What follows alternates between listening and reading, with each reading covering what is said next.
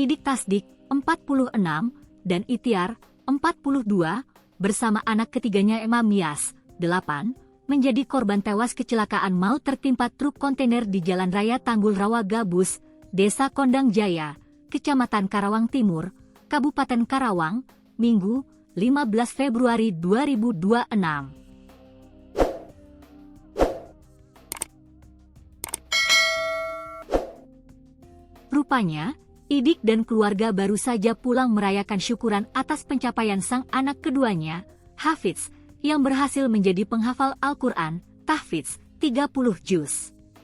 Idik menyetir kendaraan Toyota Corolla, Itiar, 42, bersama anak ketiganya Emma Mias, 8, duduk di depan. Sedangkan anak pertamanya, Siva, juga Hafidz, dan Echa duduk di belakang. Malam itu Idik dan keluarga hendak pulang ke rumahnya ke perumahan Citra Kebun Mas Blok H, Desa Bengle, Kabupaten Karawang. Sesampainya lokasi di Jalan Raya Tanggul Rawa Gabus, Desa Kondang Jaya, Kecamatan Karawang Timur. Tiba-tiba kendaraan kontainer terjatuh dari atas menimpa bagian depan kendaraan yang dikendarai Idik. Idik Tasdik, Itiar, dan anak ketiganya, Emma Mias, 8, tewas di tempat. Sementara Hafidz kakinya terjepit dan mendapatkan perawatan di rumah sakit. Sedangkan dua anaknya, Siva dan Echa mengalami luka ringan dan trauma. Peristiwa itu pun memberikan duka yang mendalam bagi keluarga dan kerabat Idik dan keluarganya. Ketua RT 28 Perum CKM, Agung Mulyoto, 54, menyampaikan bahwa almarhum Idik Tasdik merupakan sosok teladan bagi warga.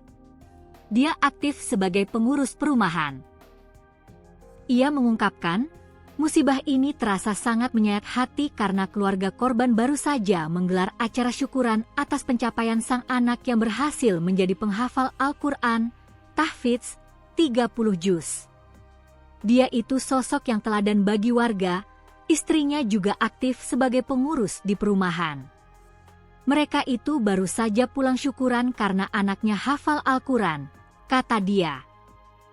Sebelumnya, kecelakaan maut terjadi di Jalan Raya Tanggul Rawa Gabus, Desa Kondang Jaya, Kecamatan Karawang Timur, Kabupaten Karawang, Minggu, 15 Februari 2026.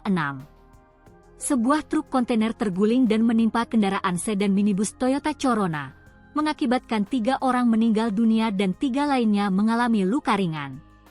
Sejumlah warga yang kerap berperan sebagai Pak Ogah disebut menjadi saksi mata dalam peristiwa tersebut. Sebelum kecelakaan terjadi, truk kontainer diketahui hendak berbelok saat melintasi turunan di jalan sempit. Pantauan tribunjabar.id di lokasi kejadian menunjukkan sejumlah warga yang diduga Pak Ogah masih berada di sekitar lokasi. Namun, mereka tidak lagi memarkirkan kendaraan. Saat hendak diwawancarai awak media, warga tersebut memilih bungkam dan bahkan kabur menghindari wartawan, Senin, 16 Februari 2026.